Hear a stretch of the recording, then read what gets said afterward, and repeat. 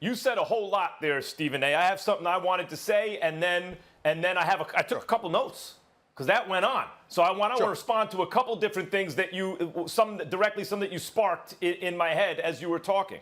Number one, kids, when you hear that money ain't anything, don't listen to that person. That person's a fool. But when you hear that money is everything, don't believe that either. In China, they have economic choice. That's how they've managed to suppress or repress their population, because they've given them economic choice, but they don't have political choice. They don't have freedom of expression, the freedom of speech. They don't have a whole bunch of freedoms, but they have a certain degree of economic freedom, and that ain't the whole shooting match by a long shot. Secondly, I want to talk about this idea that in this case, black players, because Kyrie Irving, Dwight Howard are speaking from the point of view of African-American players specifically, and African-American people in this country. There's a sense among white people, and this has been going on for some time, at least since civil rights, but it even predates that. Come on, things are good enough. Things are good enough for you. If they're normal enough. So, if you, little by little, if you just play ball, so to speak, you'll be able to dig yourself out generation after generation of this hole that we put you in. So it's normal enough. So really what's being asked of these players now, and it's not just being asked of these players, it's being asked of first responders, etc., because this disease has disproportionately affected African Americans, is let's get back to normal. Do your best. Come on, help us get back to the normal that we've enjoyed largely at your expense. And the players are saying, wait a minute. Now, if we have this position of leverage, if you really want us to do this, not just for their pay, Stephen A., because ultimately you and I agree that I think it's in the best interest of the players, even in terms of the causes they're interested in, to play. It amplifies their message. It gives them a platform. It's financially lucrative for them, and they can do good with that too. So we agree, but I'm talking about their message and why it makes sense to me, and I think it's actually a close call. They're saying, if you want us to bring it back to normal, then the normal for us has to be more like the normal for you.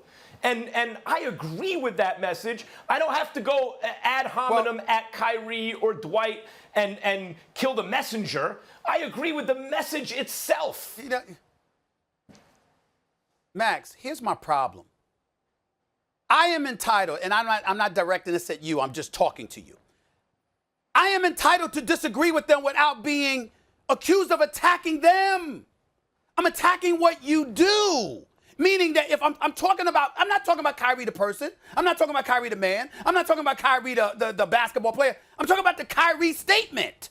The statement is what I have an issue with because it makes no sense to me. I'm entitled to sit up there as a black man and to say, yo, from a historical perspective, from a today relevant modern perspective, it makes no sense. You can't sit up there. Of course, money's not everything, Max. But in the end, when we talk about what the NFL is giving, when we talk about what the NBA is giving, what we talk about what the players and others in the black community are in pursuit of to help our communities, uplift our communities, and stop subjugating and minimizing and dehumanizing us.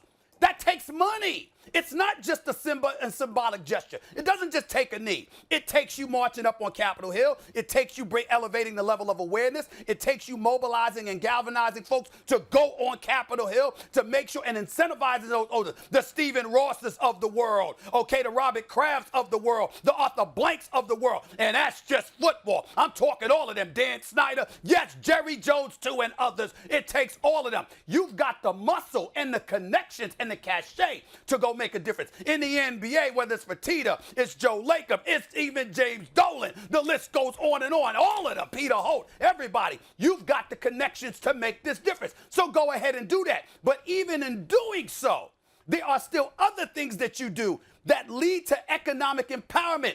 It is not a crime to admit that at the end of the day, That's what you after. So if that's what you're after, if you are a player that already has that as a collective body, a league, why would you be talking about compromising the leadership of the Players Association? If you're Kyrie Irving, why the hell didn't Adam Silver hear this from you? You're on the executive committee. You're under the leadership of Chris Paul. Are you trying to say that Chris Paul doesn't know what he's doing? LeBron James doesn't know what he's doing? Stop it. It's about making Kyrie sure that you know what you're talking about before you open your mouth. Kyrie still has a voice and a platform that he can use outside of the so-called bubble of what you just mentioned. And oftentimes when he has, I feel he's put his foot in his mouth and betrayed a lack of understanding of issues. I don't think this is one of those times. I may not ultimately agree or come down on the same side. I do think, you know what? Stephen A. and I are on the same side about this in the sense that ultimately for me, the reason people care about Kyrie is because he does play basketball. So playing basketball gives him that platform, the financial resources, etc. But I understand the point, and it's a compelling one, that it's not so much, in other words, partly the sacrifice is giving up that platform or those financial resources. And easier for Dwight or Kyrie to do it than a player who hasn't made a fortune yet like they have. That's part of it. But what he's saying really is if we play in a way, at least this is my interpretation, we are complicit in getting things back to normal in a way that makes some people feel Stephen A., last comfortable word here, when normal has go to not break. been comfortable for us. That's a feeling. That's a feeling. I respect where you're coming from. Damn it, I don't agree. You're on the executive committee, for crying out loud. You didn't have to do that. You signed up for that. You knew what it entailed. Right. You get on the phone, you communicate with the commissioner, said that. And by the way, Molly, Kyrie Irving initially had 80 people on his call. Yesterday, 40 showed up. I think if it happened today, it'd be 20. And then 10, and then 0. Because you got having those to calls make in that case. sense. You have to make sense.